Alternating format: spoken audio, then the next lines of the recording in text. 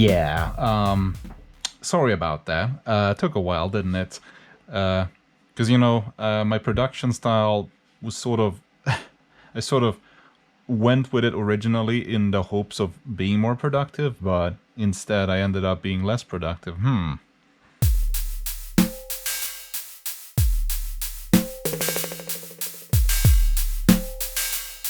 No, it's probably just because of things distracting me in my everyday life, but whatever.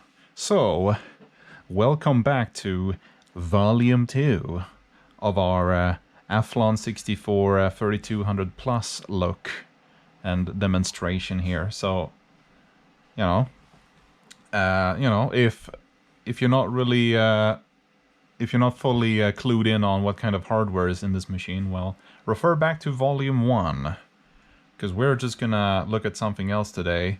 I wanted to get something done. I'm not gonna do anything crazy today, but again, very sorry for the delay. So we're gonna look at another late 2003 game, sort of. Now, you might be wondering, why are you clicking on Half-Life 2? Well, this is the 2003 leak of Half-Life 2. And so, thought it was interesting. So, it was leaked back in October, but as you can see, if you type in version, it says September 26, 2003. So, that's when the actual build date's from. But yeah, so in October 2003, this was leaked to the World Wide Web. And, I thought it would be, kind of interesting to show what this version of Half-Life 2 sort of runs like.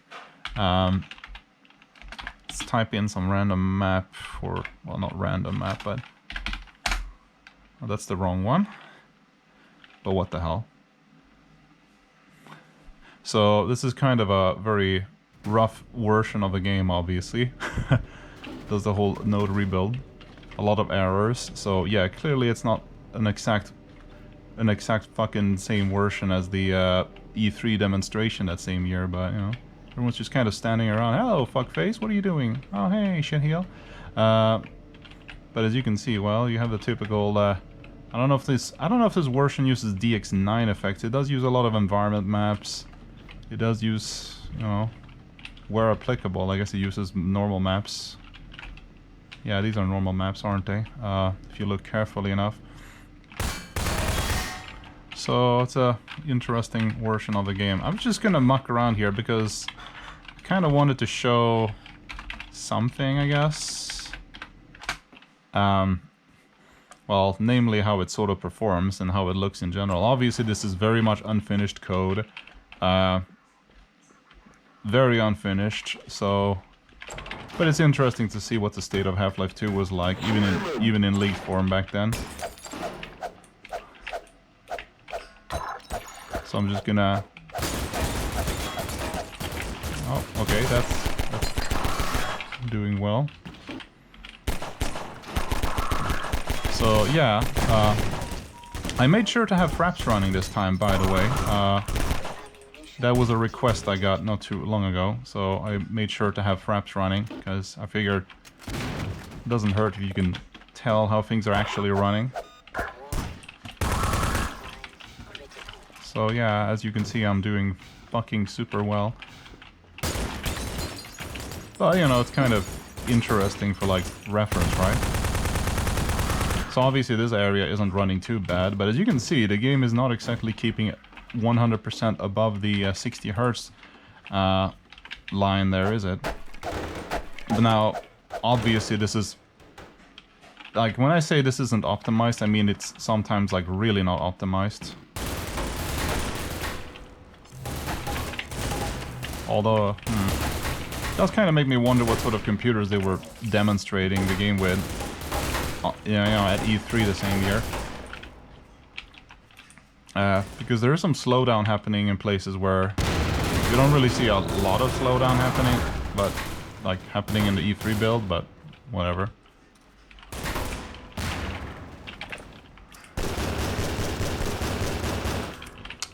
So what is my history with Half-Life 2? Well, basically I remember playing Half-Life 1 some years after it first came out, before Half-Life 2 was new, and or before Half-Life 2 even came out. And I got really obsessed with it, and then I was like all over the second game before it came out. I played it at an internet cafe the first time when it came out in late 2004. You know, like half the internet cafe was like playing Half-Life 2, and the other half was playing like Counter-Strike or whatever the fuck people were playing back then. So that was interesting. So yeah, I used to be obsessed with the, the finished version of Half-Life 2. But over the years, after playing and testing out so many other games that I, wanted to try out for the longest time,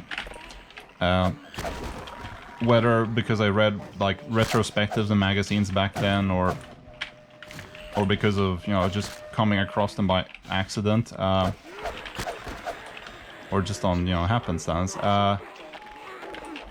My opinion on Half-Life 2 kind of changed with time. I don't think it's as amazing as people make it out to be in hindsight. And I mean, it makes sense. It's at the end of the day, Half-Life 2 is just it's a basic bitch sequel to the original Half-Life. It does have some gimmicks and stuff in it, sure, but I feel like in terms of like what it actually did, it didn't really do a whole lot new, did it? I mean, if you've played a bunch of other games, let me actually bump up the gamma a little bit, just a little bit. I know the footage is probably gonna have some grain on it. Well, the fucking camcorder footage, that is. So I apologize. It's my lack of capture card, as I've stated before. I'm not proud of that, but it's the way things are. My dream is to have a better camcorder that can actually handle low light conditions well enough that you don't even have to worry about using proper lighting. That would be kind of fucking sweet. But for now, yeah, whatever. But here's the thing, if you want to play games that came out before Half-Life 2, obviously aside from the leaked version that I'm playing here, there were already games all the way back in the late fucking 90s that had fucking physics in them. If you played a game, a little game called Jurassic Park Trespasser, you will know that it's been around for a while. Now, obviously, Trespasser's use of physics simulation was not perfect by any means, but it was very fucking fascinating for sure. And it's something that I respect a lot. Yeah, sure, it's not the greatest, most polished fucking game of all time. Even I wouldn't be that stupid to say that it's a fucking masterpiece, but it's very daring, it's very interesting, and it was just a whole lot of something, right? It was so, and even then, something that people don't really point out nearly often enough about Trespasser is not only was it very early with use of Newtonian mechanics or realistic physics, it also had fucking bump mapping, like actual bump mapping. Like people, like back in '98, like there was this fucking cheapo flavor of bump mapping known as emboss bump mapping, but it's not actual bump mapping. Fucking stand still, shithead. God damn. And so, what do I mean by that? Well, I mean, you know what I mean if you know what the fuck emboss bump mapping is. But so basically, what emboss bump mapping is, it's just fucking. It's basically per triangle bump mapping, which is to say, it's a fucking cheapo effect that even your average fucking Voodoo 2 card back then could handle. But what Trespasser was doing was fucking next level shit. It was per pixel bump mapping. Yes. Per pixel, but it was all done in software rendering, so you didn't even need a special graphics card to get the benefits of the fucking per pixel bump mapping. But obviously it wasn't filter bump mapping, everything was software rendered, so all the bump maps were also pixelated, and that's just what you had to deal with back then if you wanted bump mapping in with per pixel. There were even some bump maps that had fucking specular highlighting on them, which again, you get like sheeny, shiny, or bumpy, or wet-looking bump maps, basically. So the kind of bump maps you were used to, or normal maps, because that's what Halo used. Like Halo used fucking specular bump mapping or normal mapping. And fucking Trespasser had fucking specular bump maps in fucking 98. Anyway, it also had physics, but then there was also a fucking Nintendo 64 game called Rocket Robot on Wheels that had fucking advanced fucking physics. And it was a console game, you know? A fucking console game could have fucking realistic Newtonian style physics, right? And it was a super fucking creative platforming game. Really fucking cool. It's not just an action game where you'd like run around and shoot people and the other half of the time you're just chucking random garbage at people. And make no mistake, I mean, it's always fun to shoot shit and look at physics stuff fly all over the place, but I wouldn't say that Half-Life 2 is the most cerebral and the most creative even for its time when it comes to the use of physics. So, did I just start recording and fucking talk into a microphone to basically tell everyone that Half-Life 2 sucks? No, of course not. I do really like this 2003 version of the game, even if this is an unfinished build. I really fucking like it. Because, you know, it's so weird, like everyone's just fucking jerks off to fucking Half-Life 2. Everyone just fucking fillets the shit out of that game. And yeah, I mean, I would have done it even harder nowadays if it had actually been, you know, doing enough, you know, early enough in history, but it ended up being delayed, and it didn't really end up being a whole lot different from what the pre-release footage kind of promised and, you know, advertised. They also really radically changed the entire fucking setting, and a fuckload of, like, different levels were basically completely axed. Lots of interesting concepts were just fucking, you know, forcibly ripped out of the product, and then they just replaced it with some other shit. Not necessarily the worst shit, but way less interesting. So if the earlier versions of Half-Life 2 were like somewhat more like, I don't know, desolate and fucking, you know, almost, I don't know, like there was certainly a different tone to it, like definitely a much more otherworldly and kind of weird and fucking, yeah, kind of oppressive and also very fucking highly industrial and nasty and decayed kind of feel to it. And it's not that the final Half-Life 2 doesn't have like decayed and desolate environments, it's just that the overall feel and the, I guess, kind of how the plot was written was also in a lot of ways kind of, you know, it just had a considerably different premise, which in turn also kind of gave the adventure itself, I suppose, a much different impression to the player and, you know, a much greater sense of unease, I suppose. I don't know. Look, I'm only going off of what kind of like vibes you get from, like, and you know, I read a bunch of magazines back then. I saw a bunch of fucking old screenshots from like 2002, maybe even before 2002. I don't know. There was certainly some interesting things being shown off. But I'm not necessarily here to bitch and moan about Half-Life 2 changing in tone over time. You know, I just think you should maybe perhaps be a bit more open-minded. Once upon a time, I wasn't very open-minded at all. I was just like everyone else, like, oh, well, everyone else. That sounds a little too hyperbole, maybe. But, you know, like a lot of people, like, just kind of, you know, sort of jerked off the fucking game. Oh shit, oh no, this fucker died. This fucker is supposed to be alive. Also, this fucker is, like, was repurposed for the final version. Can't really see, like, well, anyway. So that was a fucking character that was scrapped. Or kind of repurposed, I guess.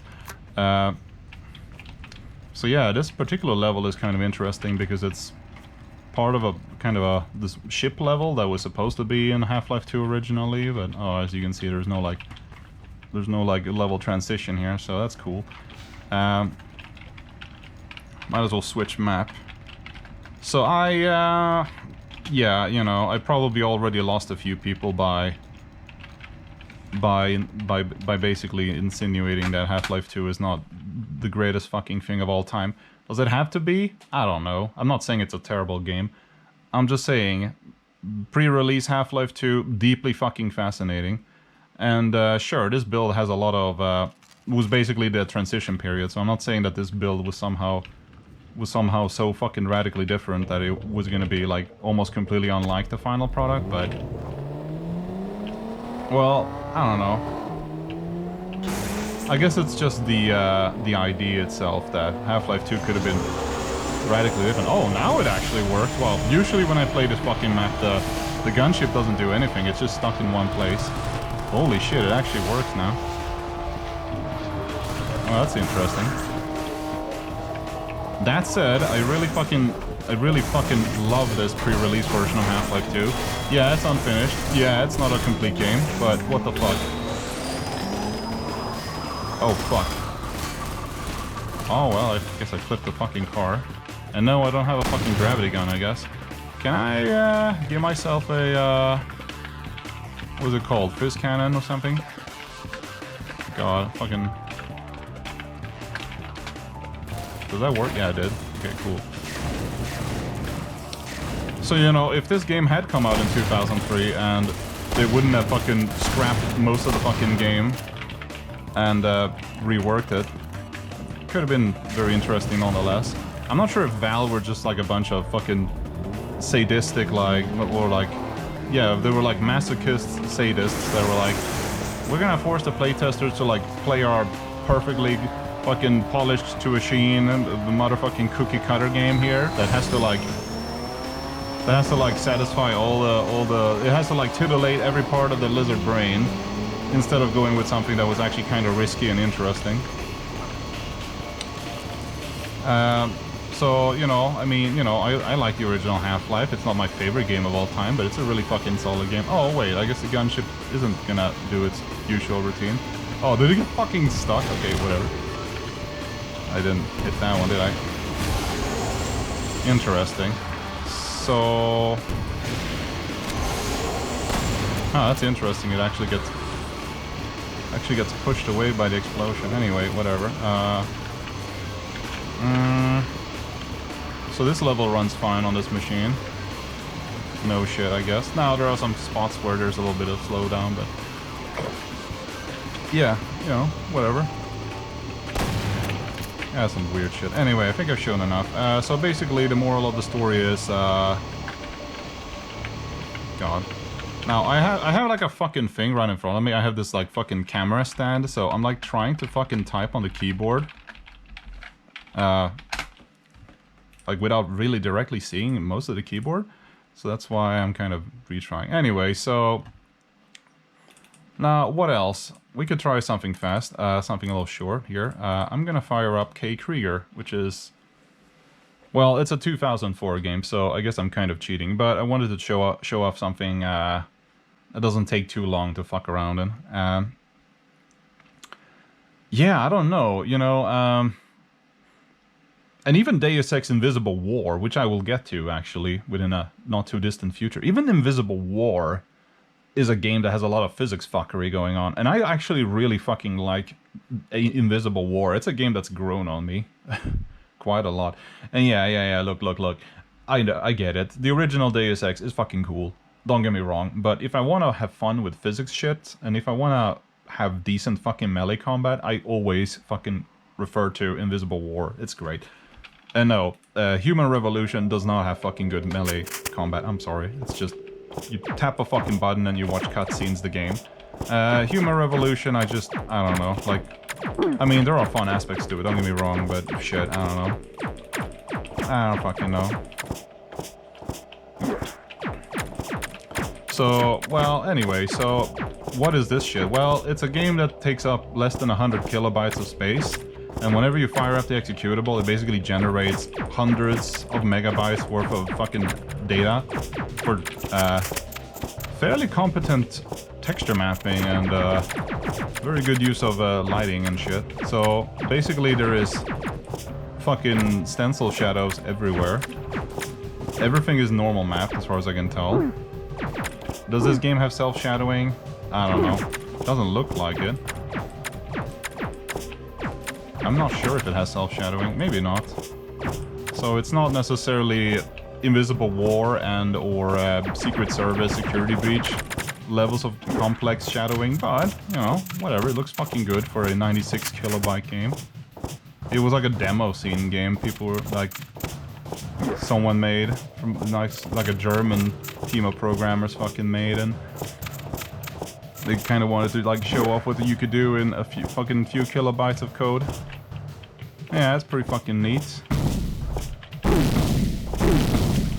And, you know, even this demo scene game, as you can see, it doesn't run very smoothly. Now, for perspective, if you play this on a Pentium 3 Copper Mine at 733 megahertz, that's the same CPU speed as the original Xbox. Whenever there's a bunch of enemies in a room, the frame rate is basically slideshow performance, but if you kill a lot of enemies, then the frame rate actually speeds up enough that you can kind of play it on a Pentium 3 of that speed. So keep that in mind, that if you play this on a CPU from like fucking 99 2000, the performance is not going to be good in this particular demo game. But again, it is a you know, game that's made to run within a very small amount of code. So what did you expect, really? I guess they also didn't have enough time to really like super duper optimize it, I guess, I would imagine. Still, for the most part, as you can see, runs pretty well.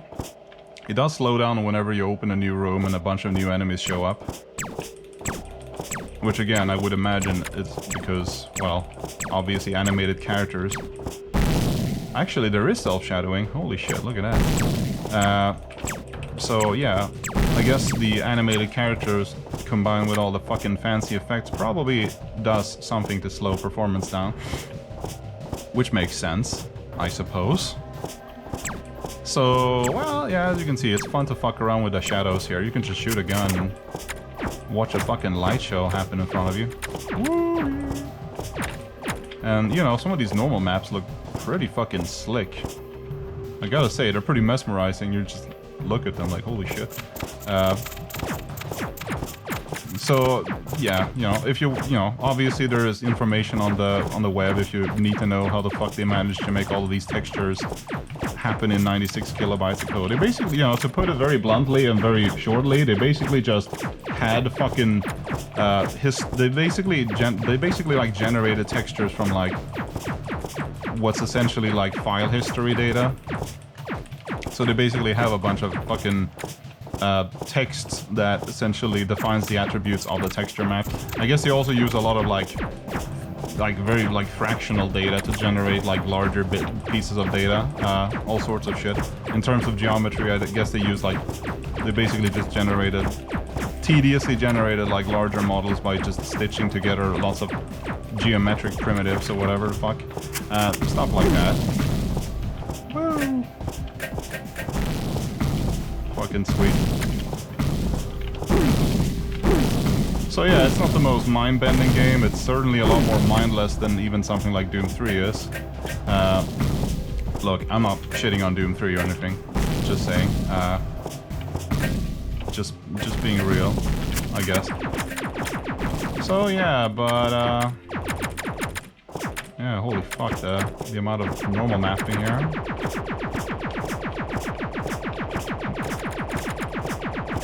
But it's a nice little demo scene fireworks display within less than 100 kilobytes if you're into that sort of thing. Oh shit, all out of ammo. Well, I think I played enough for now. I've sort of made a point. So yeah, look forward to more, and it shouldn't take too long for me to get to it. So ciao for now, and stay tuned for Volume 3.